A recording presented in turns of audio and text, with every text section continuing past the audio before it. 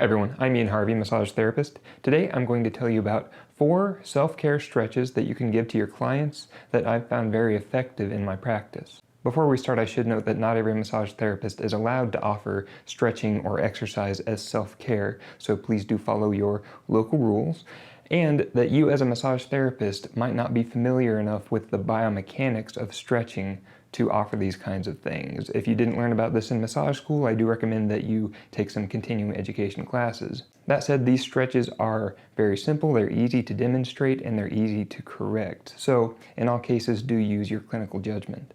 Before I talk about the specific stretches, I'd like to talk about my general strategy for recommending stretches, how I deliver them to clients, but if you'd like to skip past all that, you can click down in the description.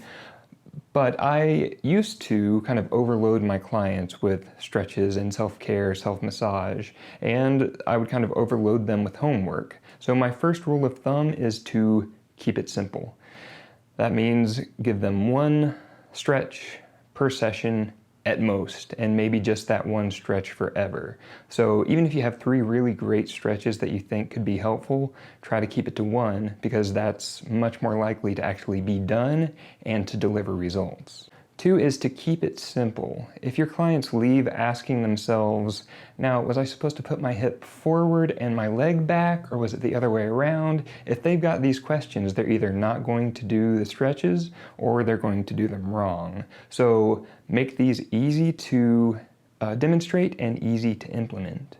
Number 3, make them stretches that they can do through their day. So instead of stuff that requires them to get down on the ground or where they need a special piece of equipment, make these stretches that they can do at their desk or things that they can do every time they stand up to go to the bathroom. In fact, piggybacking these stretches on top of habits that already exist, like showering or brushing their teeth, it makes it much more likely that they'll actually do it. So you might say, every time you brush your teeth, do this stretch. It makes it much more accessible and easily retrieved when they're away from your massage office. And finally, number 4 is to make these pleasant stretches. If you can make these easy to do and enjoyable, they're much more likely to be done than ones that are kind of self-torture. So for this, I do recommend short duration stretches. I'll show you what that means in a second, but it's more of a slow pulsing rather than a long sustained 30-second hold, which creates less pain, less reflexive contraction, and I found it just as effective for relieving pain. I tend to follow the Mattis method. If you'd like to read more about that, you can click down in the description. Now the 4 stretches I'm going to show you today all have to do with the shoulders, with the chest, with the neck. We'll deal with hips and lower body stuff later. The first one I recommend for anyone with upper back or shoulder pain. In fact, if I could get the whole world doing this stretch, I would be happy, and I think the world would be happier too. I'm going to start by showing you exactly how I demonstrate these to clients, as if you were the client, and then we'll talk about the finer points of it in a second. So to do this one, you're going to clasp your hands behind your back and let your arms just kind of go limp. They don't need to be held straight or anything like that. And now you're going to bring your shoulder blades together, back, and down. It should feel like you're sticking your chest out.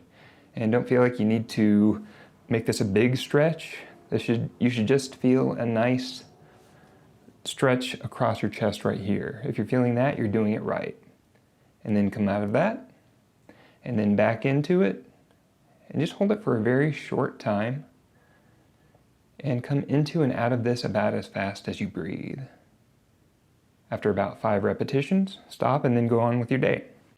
This should feel like a nice fascial stretch through your chest. It's not going to be an extreme stretch, and if your client tries to make it extreme, then please caution them to pull back just a bit. What we're doing isn't so much stretching the fascia, we're giving the nervous system an idea of where the shoulders are, so it's kind of a mindfulness exercise as well as a physical stretch.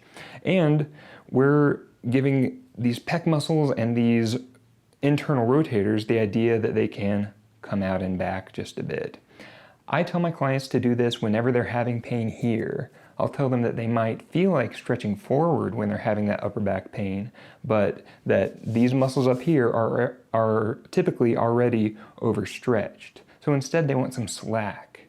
And by explaining that to them and having them use that upper back pain as a cue to do this through their day, I can usually get my clients on board and actually doing this stretch through their day. And a lot of my clients have good results from this one. The next one is a neck stretch. This is one that I recommend to clients who have neck cricks or who have a history of neck cricks and they'd like to reduce that frequency. Instead of them doing stuff like this and this, I want them giving themselves gentle fascial stretches, and that looks like this. All right, so clasp your hands behind your back, just like that other stretch. Let your arms go limp. Bring your shoulder blades just a little bit back and down. And now, I'd like you to gently rock your head from left to right, just about 20 degrees. Don't go for the gold here, you're not trying to set a new world record.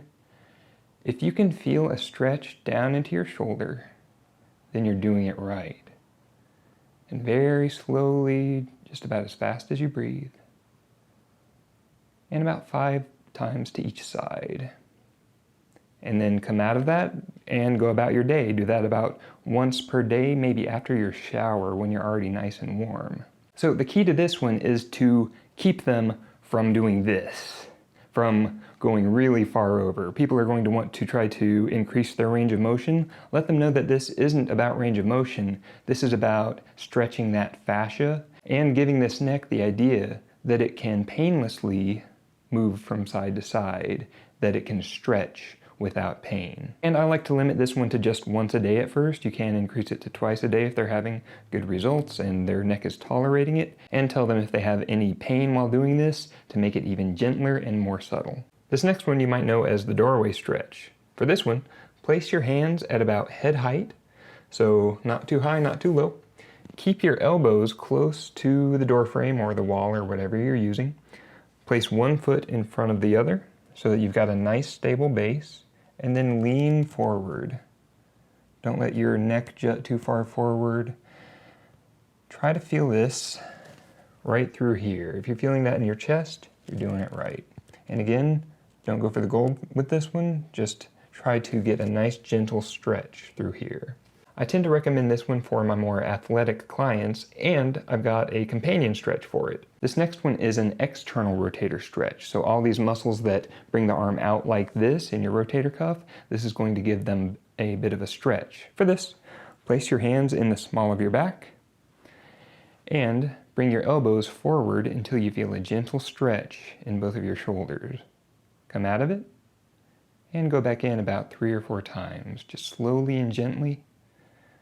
If there's any pain or discomfort, make this even more subtle. And that's just to give some acknowledgement to those external rotators. We're not trying to increase their range of motion necessarily, especially if they're already kind of closed in.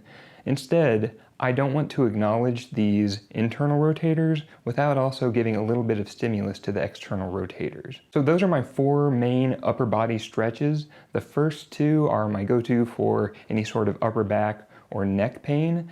The last 2 are better, I think, for athletes and for people who have very shoulder-specific problems. And just in general, even if you don't recommend a specific exercise, let your clients know that if they can do anything to bring themselves out of this posture, to come back, to come up, to stretch and move their bodies in ways other than the typical desk posture, that's going to send a message to their nervous system that their bodies need to move that way and that they don't need further tightness. All right, guys, let me know what you think in the comments. If you've got stretches that are your favorites for the upper body, please leave them in the comments below. Thanks for watching, consider subscribing, and I'll see you next time.